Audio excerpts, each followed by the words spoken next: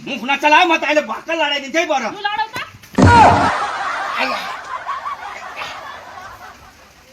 होइन कहाँ गयो हौ यो त ए ध्वासी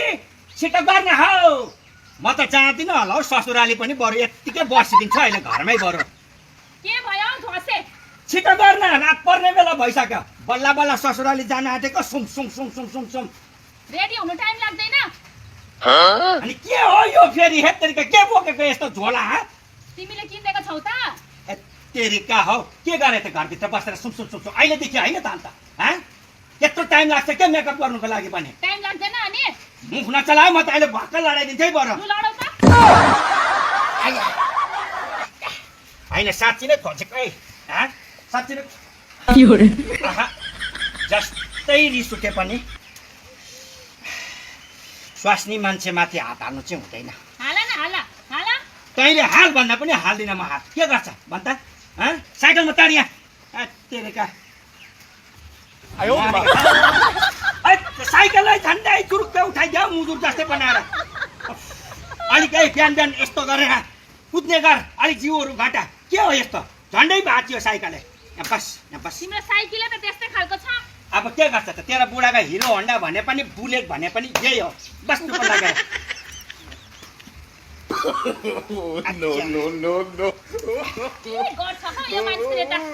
हुँदैन त आड्दैन अन्त अलि राम्रोसँगले बस्न हौ तेरिका हो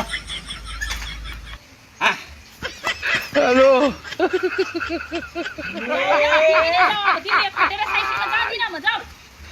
कस्तो अनि एउटा मान्छेलाई थाम्नु नसक्ने साइकल ल्याएको छ जस्तै भए पनि नि रिस भए पनि ससुराली भन्ने कुरा चाहिँ जानुपर्छ बस राम्रोसँग बस अब थाम्छु म पहिल्यै म थाम्छु ल बस भयो कुदाउनु त म सक्ने होइन अब तल चढाएपछि त बरु दोहोऱ्याएरै जान्छु त्यो भन्दा बरु हिँडेर हिँड न थुतुना नचलान हो म त स्वास्नी मान्छेलाई चाहिँ हात उठाउनु जस्तो महापाप चाहिँ केही पनि होइन बरु मुखले डिस्कस कहिले पर्यो होइन तर क्या ध्वासी हात लगाउने बानी चाहिँ साह्रै नराम्रो घर पर्यो हो किन भन्छ